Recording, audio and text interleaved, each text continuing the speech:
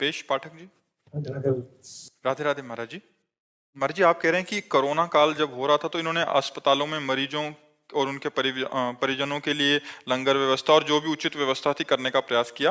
But कुछ समय बाद कुछ दुर्घटना के कारण परिवार और जो भी है एक झटका सा लगा, षड्यंत्र हुआ इनके साथ कोई।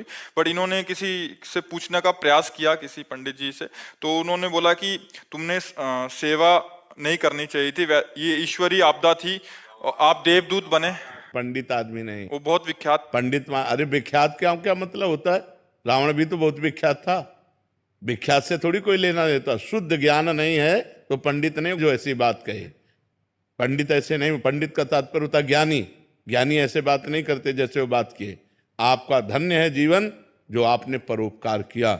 ये पूर्व का कोई आपका कर्म है जो आपके परिवार में आकर आपदा प्रकट किया और कष्ट दिया, वो आपका ही कर्म है, किसी और का कर्म नहीं। ये नवीन कर्म पवित्र हुआ, ये नवीन खेती है, लेकिन पुराना जो पाप कर्म है वो आपको भोगना पड़ेगा।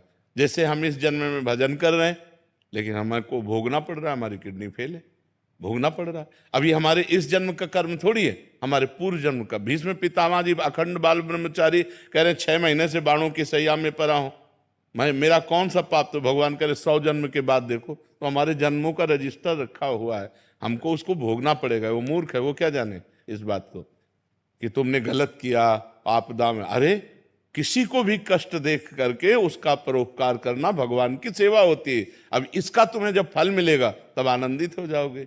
ये नया बीज बोया है कर्म का, वो पुराना कर्म का बीज था, वो दुख देने वाला था। ऐसा नहीं सोचते, वो गलत आपको समझाया, वो सही नहीं समझाया। चाहे जितना बड़ा हो, बड़े का मतलब ये थोड़ी होता। ऐसे कोई विद्वान कहते हैं क्या, तस्मात् शास्त्रम प्रमाणम ते कार्यो व्यवस्थित हो। शास्त्र से प्रमाणित बात होनी चाहिए, ऐसे मनमानी।